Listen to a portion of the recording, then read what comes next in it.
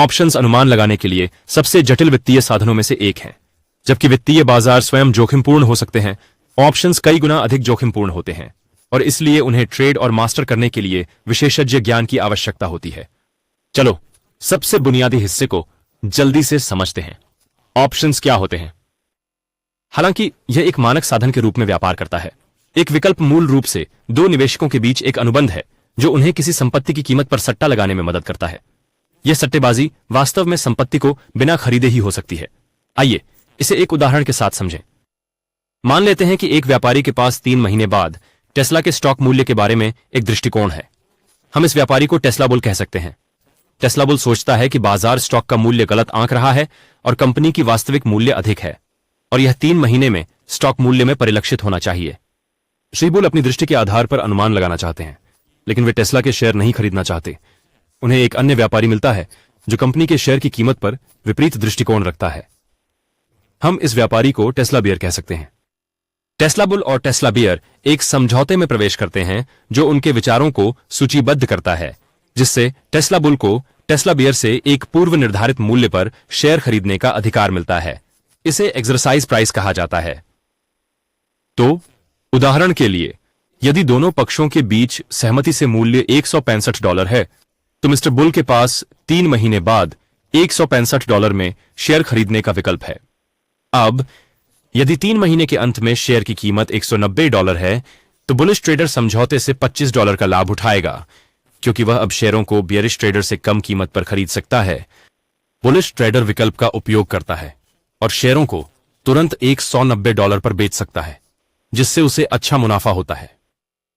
दूसरी ओर, अगर 3 महीनों के बाद स्टॉक मूल्य सहमत $165 से कम है, तो तेजी वाला व्यापारी $165 पर शेयर नहीं खरीदने का विकल्प चुन सकता है, क्योंकि वे शेयर बेहतर कीमत पर उपलब्ध हैं।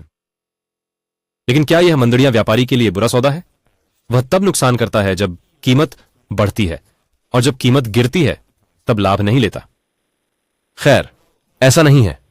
विकल्प प्रीमियम में प्रवेश करें, जो समझौते में एक तत्व है जो टेस्ला भालू के हित की रक्षा करेगा। अनुबंध के समय एक प्रीमियम राशि तय की जाती है और वह टेस्ला बुल द्वारा टेस्ला बियर को जोखिम वहन करने के लिए दी जाएगी। प्रीमियम गैर समायोज्य और गैर वापसी योग्य है, जिसका मतलब है कि बियर इसे प्राप्त कर लेता है, चाहे परिणाम कुछ भी हो। इसलिए अगर प्रीमियम राशि $10 है, तो टेस्ला बुल को अनुबंध से केवल $15 का लाभ होता है अगर कीमत 3 महीने बाद $190 पर बंद होती है। टेस्ला भालू का नुकसान भी $15 है, क्योंकि अनुबंध के समय खोए गए $25 उस $10 के प्रीमियम से कवर हो जाते हैं जो उसने अनुबंध में प्रवेश करते समय प्राप्त किए थे। दूसरी ओर, यदि कीमत $165 से नीचे बंद होती है, तो टेस्ला बैल $10 का प्रीमियम खो देता है और टेस्ला भालू उतनी ही राशि प्राप्त करता है, क्योंकि वह प्रीमियम रख सकता है। इस उदाहरण में टेस्ला बुल को एक कहा जाएगा, खरीदार, और टेस्ला बियर को एक विकल्प विक्रेता कहा जाएगा। एक विकल्प खरीदार के पास अनुबंध को मानने का अधिकार होता है, लेकिन बाध्यता नहीं होती है, और एक विकल्प विक्रेता के पास यह बाध्यता होती है कि यदि विकल्प खरीदार अपने अधिकार का उपयोग करने का निर्णय लेता है, तो वह इस पर खरा उतरे। उदाहरण में, क्योंकि विकल्प खरीदार टेस्ला स्टॉक को लेकर आशावादी था, वह जिस विकल्प का उपयोग करेगा वह एक कॉल विकल्प है।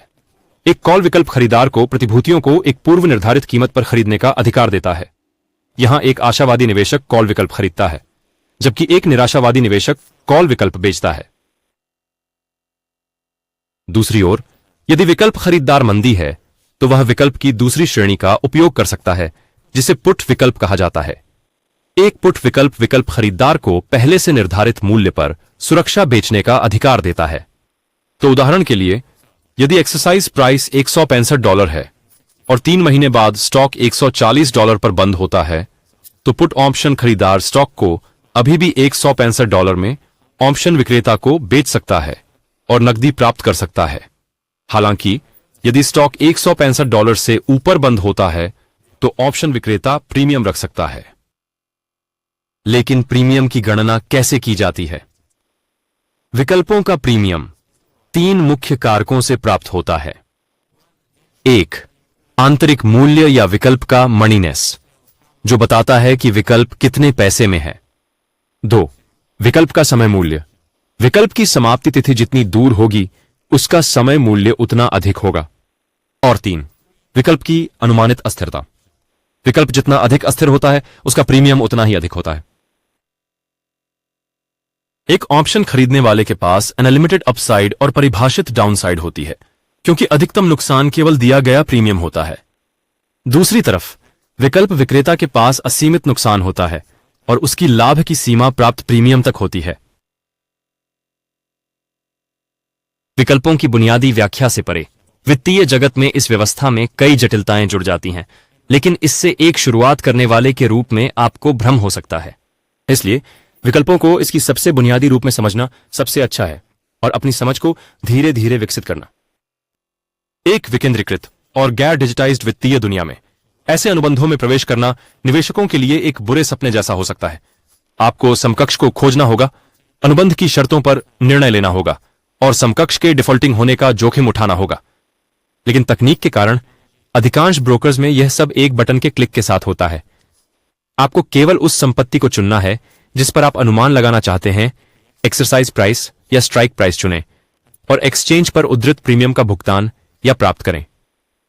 अगला आता है असली कला, विकल्पों का लाभदायक व्यापार कैसे करें। किसी भी साधन का व्यापार करने के लिए मूल्य में आंदोलन का पूर्वानुमान लगाने की एक प्रक्रिया की आवश्यकता होती है। यह प्रक्रिया चार्ट और डेटा जैसे मात्रात्मक कारकों पर आधारित हो सकती है या भावनाओं जैसे गुणात्मक कारकों पर आधारित हो सकती है। उदाहरण के लिए, यदि आपकी व्यापारिक सोच ब्रेकआउट ट्रेडिंग की है, तो आप सचेत हो जाएंगे जब वह स्टॉक जो आप ट्रेड करने की सोच रहे हैं चार्ट पर ब्रेकआउट कर रहा हो। जैसे ही ब्रेकआउट होता है, आप कॉल ऑप्शंस खरीद सकते हैं और इंतजार कर सकते हैं कि ब्रेकआउट सफल होता है या असफल। यहां महत्वपूर्ण बात यह है कि आपको संबंधित स्टॉक की कीमत की निगरानी करनी होगी और जब कुछ ट्रेडिंग स्थितियां पूरी हो जाएं तो ऑप्शंस का व्यापार करना होगा। जबकि मूल शेयर का व्यापार करना सीधा है, विकल्पों का व्यापार करना बहुत अधिक जटिल और जोखिम भरा है। आप अपनी पूंजी को कई गुना बढ़ा सकते हैं, लेकिन आप द्वारा चुकाए गए पूरे प्रीमियम को भी खो सकते हैं। यह ध्यान देना महत्वपूर्ण है कि प्रीमियम दिन के दौरान मूल सुरक्षा की कीमत के आधार पर काफी हद तक बदल सकते हैं।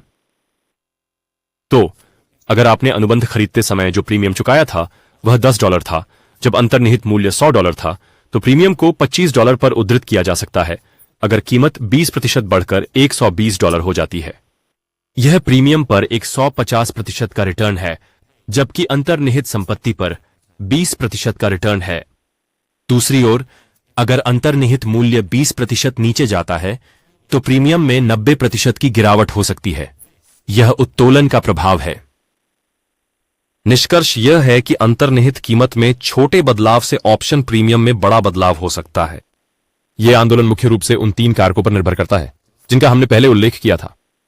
यह आवर्धन या लाभ लेना विकल्प व्यापारियों को कम पूंजी के साथ लाभदायक बनाने में मदद कर सकता है यदि उनके पास सकारात्मक अपेक्षा की प्रणाली हो। इसलिए एक प्रणाली होना विकल्प व्यापार का सबसे महत्वपूर्ण पहलू है। आप विकल्पों को बिना सोचे समझे खरीद और बेच नहीं सकते और लाभ की उम्मीद नहीं कर सकते।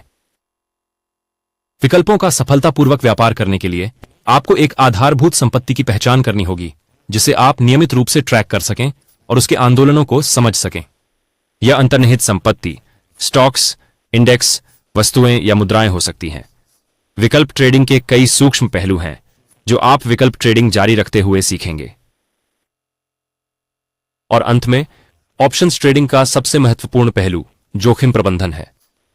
संभावित नुकसान के बढ़ते प्रभाव के कारण सर्वश्रेष्ठ ऑप्शंस ट्रेडर्स एक ट्रेड में उनके पूंजी का 2% से अधिक जोखिम नहीं लेते हैं। जैसे सौदे शून्य तक जा सकते हैं। बड़े एक्सपोजर आपके ट्रेडिंग खाते के लिए घातक साबित हो सकते हैं। ऐसे नुकसान तेज और त्वरित होते हैं और जितना हम कल्पना कर सकते हैं उससे अधिक बार होते हैं। याद रखें, विकल्प ट्रेडिंग करते समय छोटे से शुरू करना सबसे अच्छा है और एक कौशल सेट बनाना है जो आपको लगातार लाभ उत्पन्न करने में मदद करता है।